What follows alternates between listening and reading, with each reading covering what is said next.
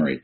But I think we're really wanting to focus on that this is a shift in consciousness, that if people can become ambassadors to these civilizations in a large enough number, they're going to want to make contact with humans more and more openly. A lot of people say, why don't they just land on the White House lawn or, do something like that? I say, well, the reason they don't is that they have a policy of nonviolence and non-intervention. I know it sounds very Star Trek-y, but we humans have to reach out to these extraterrestrial civilians in a way that shows them that we're ready for contact. And that's the Close Encounters of the Fifth Kind initiative, is when humans go out using advanced concepts of meditation and non-locality of consciousness to make contact with these civilizations and invite them to make contact with us. We just got back about 2 weeks ago from an expedition in Arizona that was amazing for the amount of contact we had. We literally had extraterrestrial beings that appeared and disappeared in our circle. We had a craft that appeared the very first night, 4 lined up in a row, materialized and dematerialized. We have some amazing photos and images of that. So I'm going to go through some of the CE5 type experiences we've had and teach people how to make contact and how to be an ambassador from humanity to these civilizations. And I can't talk about, but there's some things that are going to happen in a few months where around 100 million people will see it. 100 million. The goal is to have this become sort of the arrowhead. It's like those chevron-shaped ships that fly over us. We had over at Joshua Tree, actually, not long ago. And those are from the Arcturan star system, by the way, if you're curious. And this effort is really to push into the mass consciousness of the world, because it takes a certain mass consciousness shift to make things happen. And I have always said for 20-some years, if the people will lead, the leaders will have to follow. But the people haven't been leading. We haven't been doing enough. And this is where we need, I'm going to consider this, and by the way, welcome to all the thousands of people watching. We need to go through something very advanced here, because I consider you guys to be the vanguard in the disclosure effort, in the effort to make contact with these civilizations peacefully, and in fact to create a new civilization on Earth. And to do that, you've got to understand and have discernment between what's information and what's disinformation.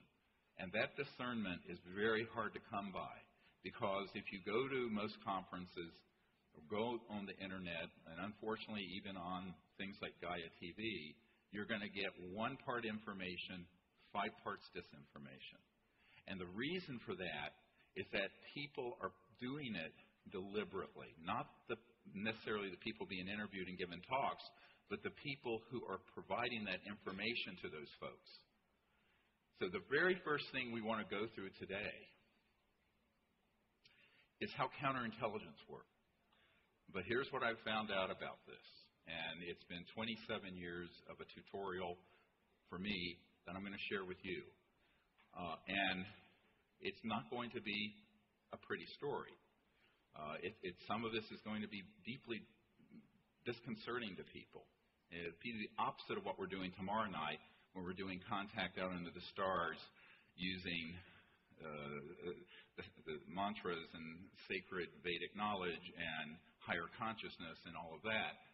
This is going to be a journey through the national security state as it has devolved from a rather modest and small operation before World War II to the monster it has become today. And this monster, beginning in 1947, it was hatched in the cradle of Roswell. And the reason for it, the entire national security apparatus got transformed when they realized that they had finally shot one of these objects down. Now, I say shot it down. What do I mean? There are electromagnetic weapons, Tesla-type coils, that were being worked on in the 20s, 30s, 40s that are scalar longitudinal type weapons. Now, these are weapons that, if you understand what a wave of light is, it has a wave component and, of course, a photon, the particle component. But it's a wave. And the speed of light is what? 186,000 miles per second. So every second, light goes 186,000 miles. A scalar, or longitudinal wave, it's a point that is outside the wavelength of light, and it is actually propagated at multiples of the speed of light. Now, this has been studied for the better part of a century, but unfortunately has been weaponized and began to be weaponized. The FBI memo that you saw in the film Unacknowledged, if you study it, read it carefully, and then look at also other documents that we have, the electronic warfare systems were stood up between World War II and 1947, in those years of the early, because they realized that there were these ET crafts zipping around our aircraft in World War II. You know what they were called? Foo Fighters. Yes, there is a band named Foo Fighters, and I'd say 99% of the kids I talk to go, well, that's a rock band. I said, yeah, but before that, it was what UFOs were called in World War II. And a member of my team, who was the original researcher on cattle mutilations, we'll get to this in a moment, Dr.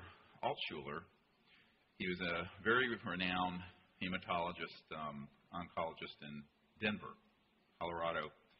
And his uncle was General Jimmy Doolittle. And General Doolittle was sent over to the European theater in World War II to look into Foo Fighters, because these things were zipping around our aircraft, going down the middle of them, materializing, dematerializing, doing all this stuff with our electronics. We didn't understand what this was. Now, initially, we thought, the Americans and the Allied forces thought that it was a German secret weapon. But the Germans, we found from intelligence, thought it was a secret Allied weapon. And so President Roosevelt sent General Doolittle over there and said, find out what these are. So he came back to the White House, and I know this because he directly told Dr. Altshuler this, as his nephew, that they were, and reported back to FDR, sir, these are interplanetary vehicles. So at that point, it began to be understood that not only were these extraterrestrial, but they were transdimensional. We'll get into this in a moment. And that the technologies behind it are the really high end of electronic vortices that are created that allow an object to go from one point in space to another, materialize, dematerialize, but also when it's in this dimension, has all kinds of effects on conventional electronics. Cars stop, magnetic compasses spin, etc., and so on. So this began to be looked at, and they figured out how to do some countermeasures. And countermeasures are figuring out how to adapt. And this was going on before Roswell. Now, in 1947, the only nuclear bomb squadron in the world was in Roswell, New Mexico, the 508th Bomber Squadron. And no other bomber squadron in the world had atomic weapons on Earth. The Russians didn't have it yet, etc. So this particular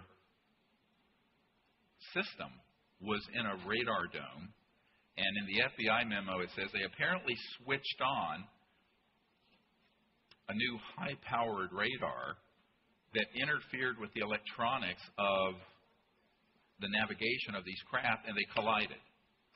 And it's true. We know that 3 ET craft crashed at Roswell, but the third one wasn't found until, I believe, 1951, early 50s. It went off and crashed in a very remote area. And the other 2, one was blown to smithereens, and one proceeded westward near Socorro and had crashed intact, and there was one living extraterrestrial biological entity on it, and the others were very badly mangled and died. So that began the whole modern era where they had perfected a way of knocking down these extraterrestrial vehicles that were coming in and around our atomic weapons facilities. And it was no coincidence that that was also within months of when the Air Force split off from the Army Air Force. There was no U.S. Air Force until after Roswell, and when the CIA was formed. I'm going through this history not to bore you, but so that you have some context to understand that this is 70-some years in the making of covert black projects studying this issue. And the fact that the man on the street doesn't know this, so what? You need to know it, and I'm going to go into 10 times, 100 times more information because I'm assuming you know what's in the film. If you didn't see the film, I'm sorry. Now, fast forward into 1950s, and you have a guy named Eisenhower, who's a famous general in World War II, and Eisenhower, after Truman, authorized the continuation of the study of the modus operandi.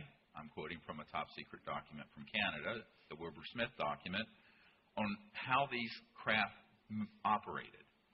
And so a very intense, unacknowledged special access project, this is when they really started, in the late 40s and 50s were stood up to acquire the technology and figure out how these things work.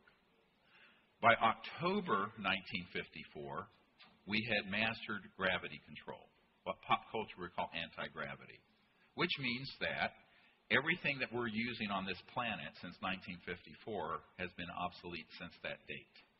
Now, how do I know that? Well, a man who was on my team for years until he passed away of prostate cancer a couple years ago, Rick Foch, he was the highest-ranking scientist at the largest Department of Defense lab.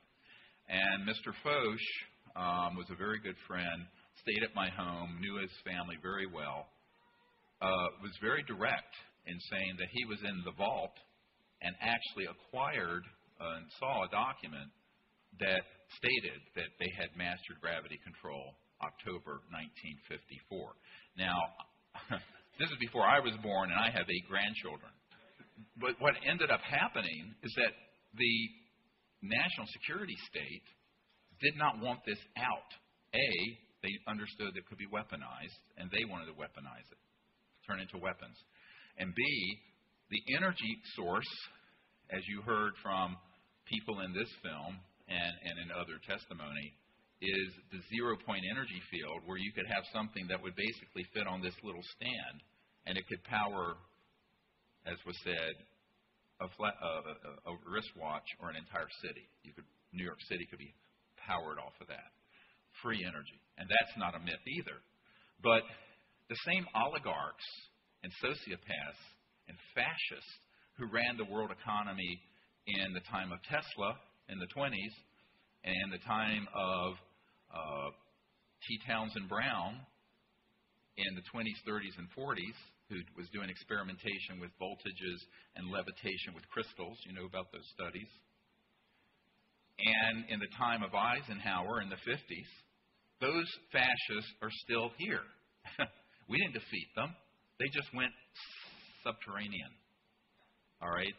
So I often say we're really living in the Fourth Reich. And I had an interesting conversation with a man. This is Senator John Warner's son. All right? And Senator John Warner, I knew back in the 90s, was a member of the MAGIC Committee, Majority Intelligence Committee, MAJIC, that's been managing the secrecy on this for 70-some years, since Truman. And he says, you know, my grandfather, towards the end of his life, who was Paul Mellon, one of the few billionaires on the planet back in those days, now they're a dime a dozen. And what happened is that Paul Mellon told him, prior to his death, that when World War II ended, they went over and they got from Adolf Hitler's scientists a disc, and there was also a bell, but his grandfather, Paul Mellon, was there when they retrieved a flying disc. Now, it wasn't perfected yet, and that was Adolf Hitler's secret weapon, was an anti-gravity electronic disc. We had an atomic bomb. We got the atomic bomb before he got the flying disc. Understand? And therefore, they brought it back in. But he says, look, he knew that his family and all those people who went over there were fascists. at heart. Prior to the war, they were overtly supportive of Adolf Hitler and fascism, as was the founder of IBM, as was Ford, as was a whole lot of famous, Prescott Bush, Elder Bush's dad. These were all sympathizers with fascism, which is just a matter of historical fact. It's not a political statement. It's a historical fact. Now, those folks didn't go away at the end of World War II. We defeated the German army. We did not defeat the ideology and the authoritarianism of fascism. And that is what you need to understand to get your mind around what's been going on for the last 70 years. The pretense that we're living in a free world, in a free democracy, when in reality we're living in the second and third generation of the fascist state that existed during Adolf Hitler's time. Now, what happened when they had an almost perfected Nazi bell and disc, and that research folded into the R&D and reverse engineering of an extraterrestrial vehicle?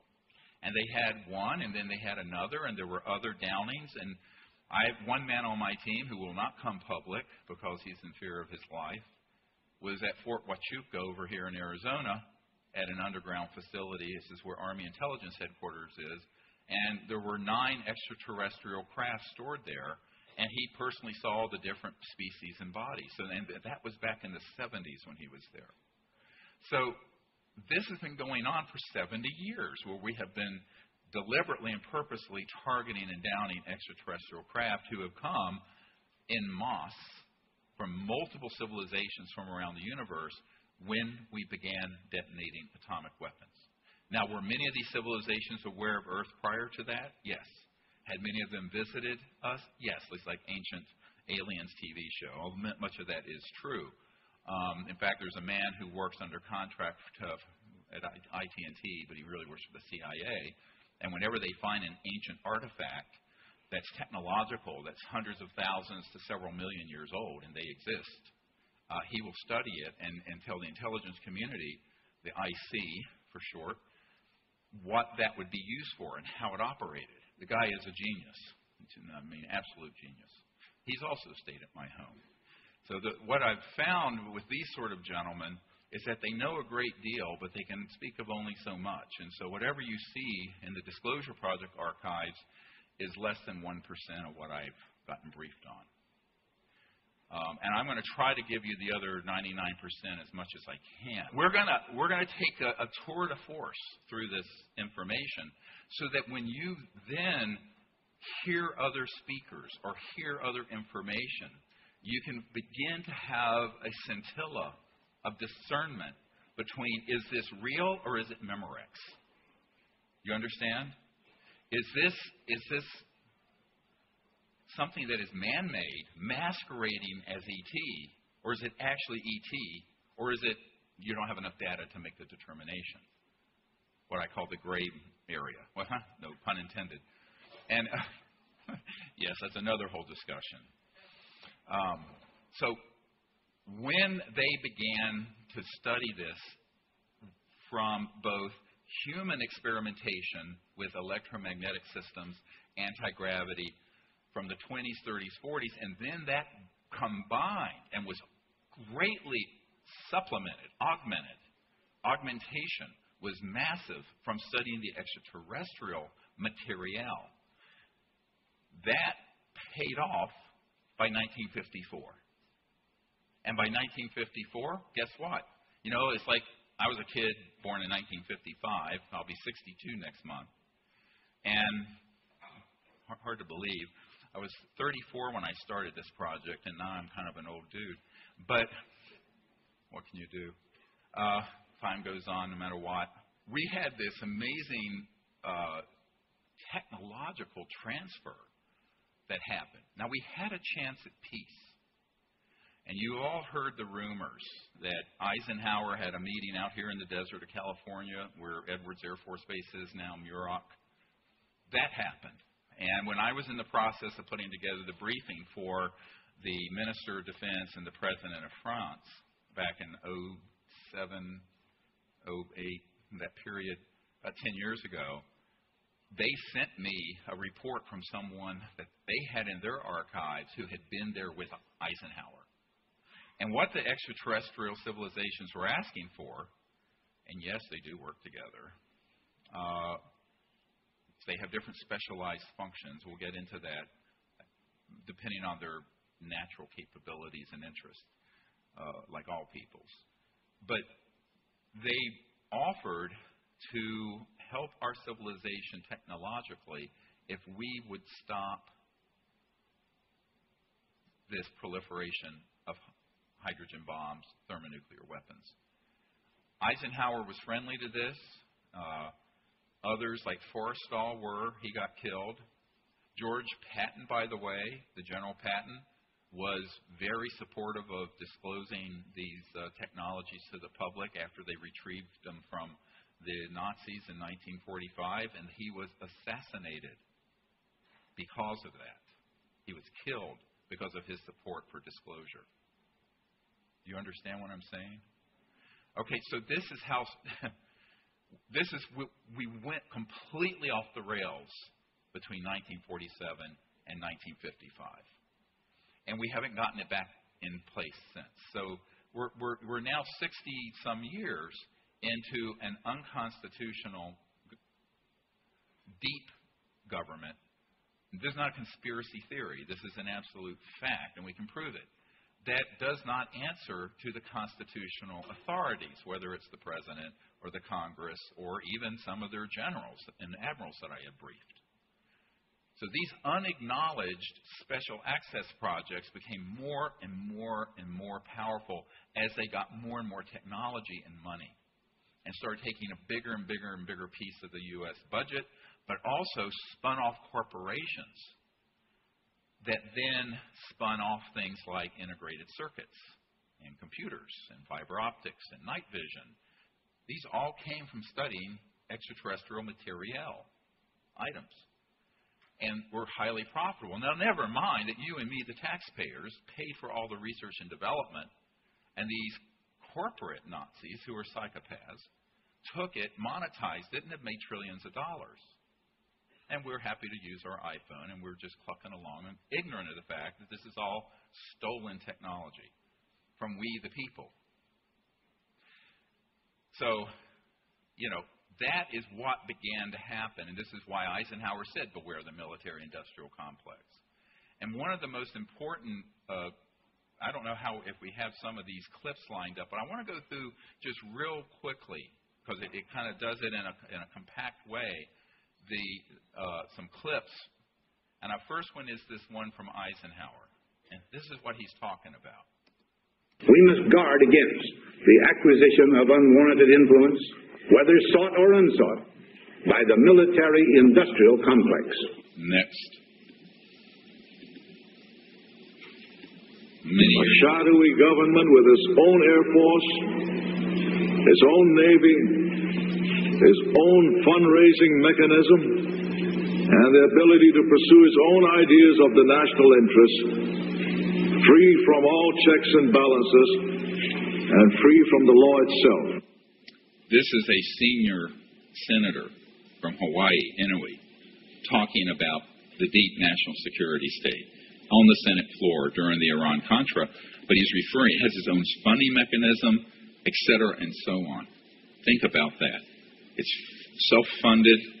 No one is overseeing it. The senators aren't. You aren't. And most certainly the President of the United States isn't. Next. The nations of the world will have to unite, for the next war will be an interplanetary war. The nations of the Earth must someday make a common front against attack by people from other planets. General Douglas MacArthur. Look at the date on that. Okay, the date on that, I was 4 months old, October 1955, precisely 1 year after we mastered gravity control. So the warmongers and the war profiteers and the psychopaths who love endless war hatched a plan in the early and mid-50s And one of the documents we have from Walter Bedell Smith, the CIA director from 1953, talks about the psychological warfare value of the UFO subject. We'll get into that in a moment. Next clip. It is time for the truth to be brought out. Behind the scenes, high-ranking Air Force officers are soberly concerned about the UFOs. But through official secrecy and ridicule, many citizens are led to believe the unknown flying objects are nonsense. I urge immediate congressional action to reduce the dangers from secrecy about unidentified flying objects. CIA Director, Vice Admiral Roscoe Hillenkoetter. Pause it. That was the first director the CIA formed after Roswell. That gentleman in you saw the date, wrote to the Congress, and it was published in the New York Times. Around the same time, Eisenhower warned of the military-industrial complex. And this is a 5-star general, and this was an admiral. I mean, these are not, it's not Abby Hoffman saying these things, all right, from the 60s or some hippie. These are your key military people warning you. And why he said that at the end, he didn't say the UFOs were a threat to the national security. He said the secrecy is a threat to the national security, just as Eisenhower did. And every single admiral, flag officer, general I have met with, and director of intelligence entities, from the CIA to the DIA to the alphabet soup of things here and abroad, have said, yes, this secrecy is a threat to world security and peace, because they have so much power and technology, and no one in the system outside these unacknowledged criminal enterprises that are running the secrecy have any control over it. Next clip. I occasionally think how quickly our differences worldwide would vanish if we were facing an alien threat from outside this world. All right, pause it. Here we go. Now let me tell you how this came about. One of the men who developed SDI, Star Wars, the Strategic Defense Initiative, in its early conceptual days, was a Colonel, Holman, and I talked about this a great deal. And he was on a briefing team that would go in and try to scare the hell out of the U.S. president about the ETs. So some of the presidents have been briefed just enough to secure their cooperation on what MacArthur called an interplanetary war, where they want to create a scenario in the future where instead of us fighting a few hundred terrorists in the Middle East, or a few thousand even, and spending $1 trillion a year on intelligence and defense spending, we can stampede the entire planet into hysteria using psychological warfare and host alien events to have an interplanetary conflict that would enrich the warmongers 1,000 times more than the Iraq War did, which was also a fake war, right? There were no weapons of mass destruction there, but we killed hundreds of thousands of people marching in there. And Colin Powell was deceived. And if you think people aren't being deceived, think about this. Secretary of State Colin Powell was sent up there by Cheney and his henchmen to tell people as a matter of certainty and fact that Saddam Hussein had weapons of mass destruction, which he did not have. And Colin Powell had been the chairman of the Joint Chiefs of Staff and a 4-star general. And he was deceived by these devils in the intelligence community. And it led to a disastrous situation that is getting worse with, of course, now we have ISIS. Because you go in there, we broke it up. This was all by design, so that we keep the fire burning. It's like that rock song. Keep the fire burning, because how do you justify trillions and trillions and trillions of dollars going into these same war profiteers and warmongers unless you have an enemy? But we're running out of substantially large enough enemies to feed the monster and the beast. So the big one is coming. Let's continue. When Von Braun was dying in front of me, the very first day that I met him, he had tubes draining out of his side. And he was tapping on the desk telling me, "You will come to Fairchild." I was a school teacher.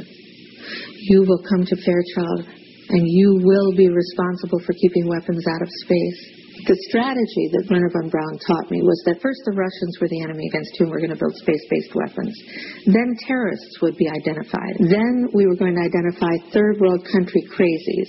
And the next enemy was asteroids. The last card is the alien card. And all of it, he said, is a lie. A lie. Love her. Here's the truth that people don't want to hear. Now, she didn't know this. Carol didn't know this. By the 1950s and 60s, because we had man-made UFOs, they were able to do things that looked alien,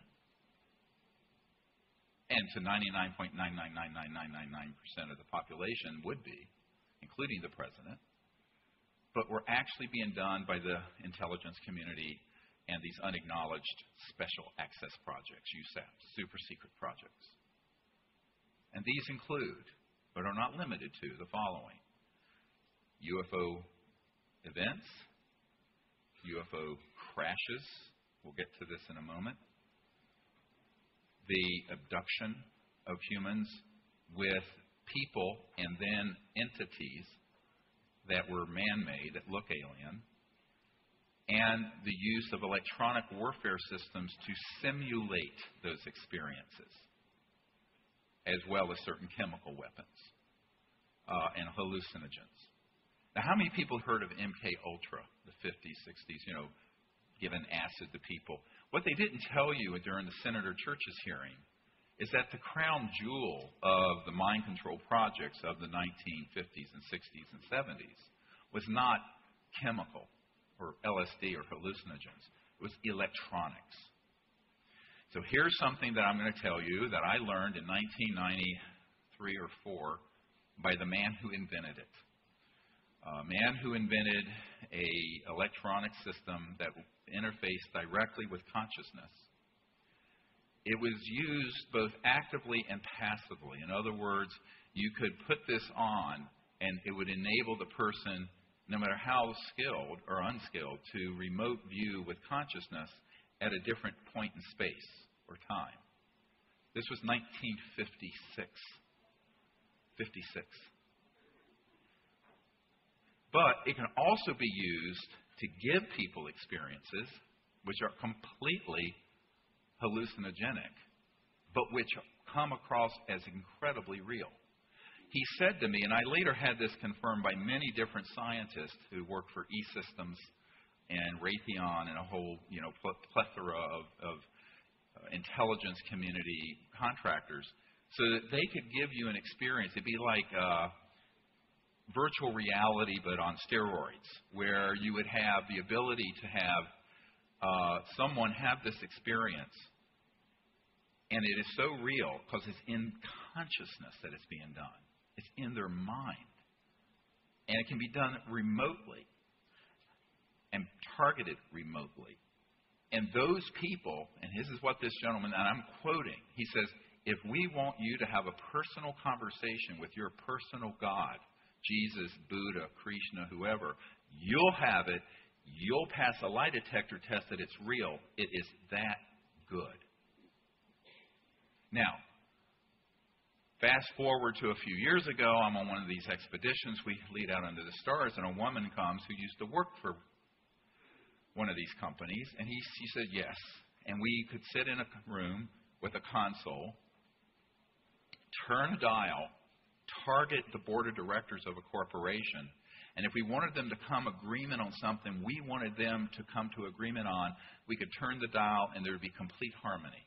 We can turn the dial the other way and they'd all be fighting. Absolutely. I said, when were you working that project? She said in the mid-70s. This is what Werner von Braun, is not in this clip, warned about more than even the risk of interplanetary war, which psychopaths. And the people who tried to stop it, George S. Patton, killed. Forrestal, murdered. JFK, dead. Marilyn Monroe was going to just blow the whistle because she didn't know what she was stepping into, whacked. So if you don't go along with the agenda, it's very dangerous, no matter who you are. Bill Colby, the CIA director for Ford, President Ford, trying to help us bring out free energy. The week he's going to meet with a member of my board of directors, they find him floating down the Potomac River killed. Although his family thinks he either had an accident or was a suicide. It was neither.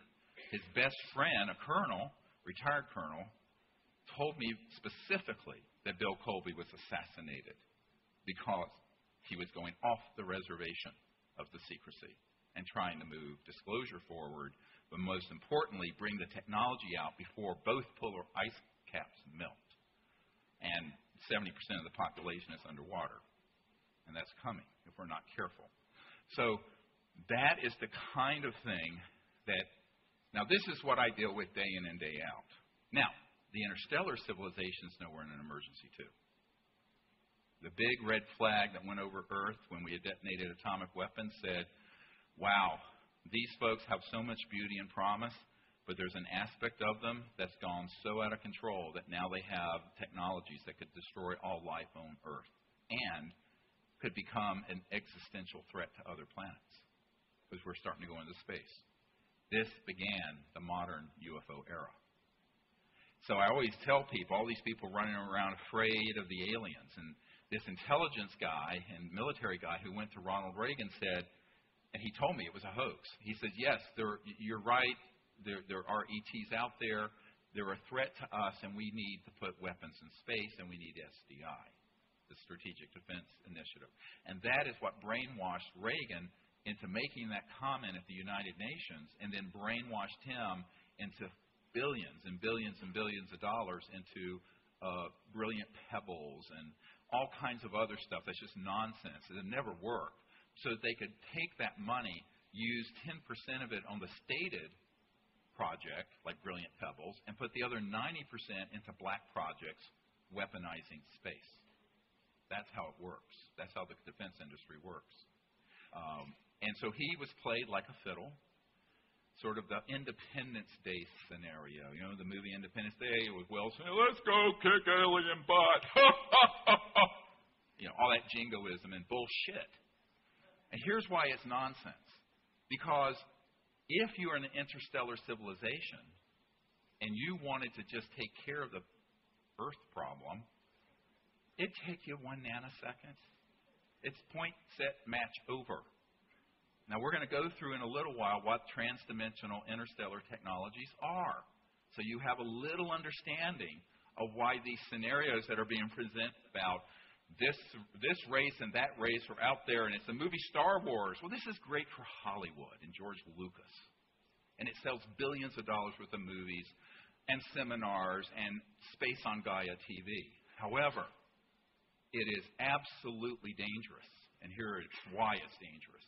Because when we start going down that path of a narrative of hate and what I call alienism. What's alienism? It's like racism, but it's humans against another species instead of black against white, or Shia against Sunni, or one ethnic tribe against another, or one economic system against another.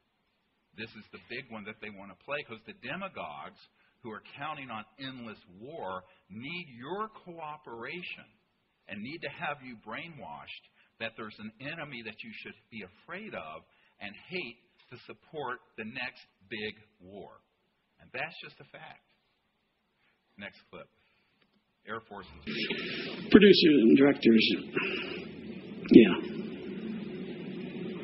And how were they paid so that it wasn't cash? Yeah, you pay. What you do is you make them sign a form and you tell them you got to report this to IRS. But whether they do it or not, you're not going to give your form to IRS. I paid. I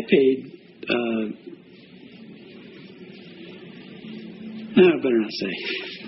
Some of them are large. This is buying off the media. The same thing happens with... We did do that, yes. OSI did that. There was a special group out of the 7602nd Air Intel Wing at Fort Belvoir They came out and did that. They had these people that had maybe some sort of defects, anatomical defects that were brought in to fool people into thinking they're aliens. Yeah. I can't give you any specifics because the program is still classified, and they probably still doing it. I wouldn't doubt it. They were still doing it. Bang. Now, this guy was a professional disinformation counterintelligence officer. I did a 3-hour interview with him. It's in the movie Unacknowledged. He comes clean because I knew what to ask.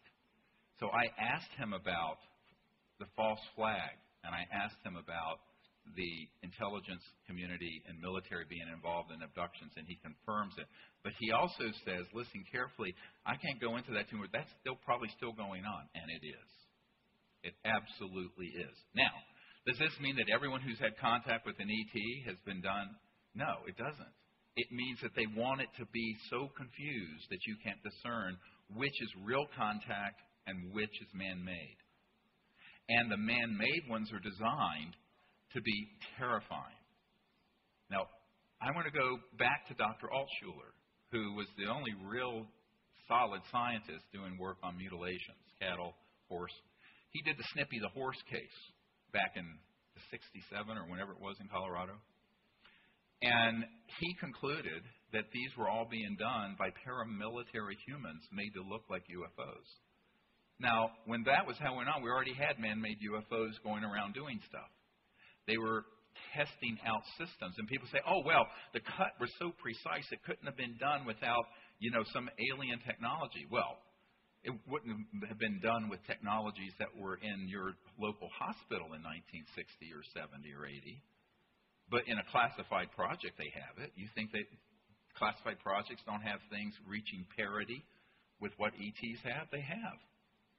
So those events started happening, and I, by chance, when I was learning this from Dr. Altshuler, and he says, oh, yeah, he says, it's really too bad because my work has been taken by people who are then saying, all of this is being done by aliens, and this book, an alien harvest and this and that. And he said, no, we knew, all of us knew, that those were paramilitary operations, not ET. Again, for their psychological warfare value. And they were getting raw materials they were using in their underground bases for biological experiments I'll get into in a moment if you really want to hear some Frankenstein stuff. These technologies have been very well developed and were operational when I was a child.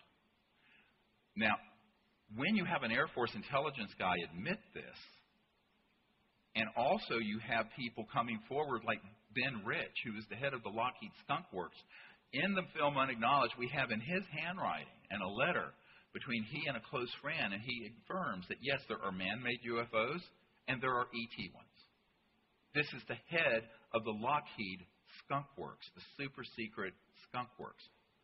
And the Cube, which is the state-of-the-art facility underground near Edwards, where these operations are ongoing. I know an engineer has worked there. These technologies are so beyond what you can imagine. Anything you can imagine in a Star Trek movie or science fiction, they've already done in these laboratories. So we have to begin to understand the extent to which there's the technology that you read about on CNN and in tech journals, and it comes out of Google or iPhones and what have you. And then there's the real high-tech stuff that is in the unacknowledged world. And you have to understand those technologies to understand what people call the alien phenomenon, because 90% of it is man-made, masquerading as ET because they want people to have a new enemy to hate. So that begins to elucidate some other key points. Let's listen to Michael Schratt, who's a great researcher on covert military aircraft. Into the minds of people to expect an extraterrestrial, not a secret aircraft, but an alien craft. So when they do pull this, they'll already have everything ready to roll. These civilians got onto the base and got into something, and they saw something they weren't supposed to see, and this group came out and went into their home and scared the dickens out of them and staged an alien event. Exactly. I said staged an alien event. He said exactly. That's happened thousands and thousands and thousands of times. Now, you can't, if you weren't discerning and didn't have this, now this has taken me 27 years to find these sources and methods and do this research. You ignore it at your peril. You will ignore this information at your peril because you will be deceived again. Remember the Who song, we won't be fooled again? We have been. Vietnam, Gulf of Tonkin, Iraq War, bang. This is the big one coming. Now, when Wernher von Braun was dying, that's why he wanted Carol Rosin to warn the planet that this was all going to be hoaxed. But it was hatched in the 50s, and the technological foundation for it was hatched in the 30s, 40s, and 50s, electronically and with anti-gravs. Now, is this to say that nothing going on out there or any events that people have with beings are real ET? No, there are a lot of real ET events. But if you don't know the distinction between one and the other, you're going to slam them all together. And the best disinformation is coded in information that's true. And at the core of it is that poison pill. And what I would suggest to you, and the reason I made this film, is that I got a heads up that agenda was being fast-tracked in the last year or two. And I think this is the biggest thing that people miss, and that is for 70 years, the intelligence community has had a running start on everyone putting out false information, and they're still doing it. And so if you're going to be an ambassador of these civilizations, you have to do it in a way that you're fully informed. And that's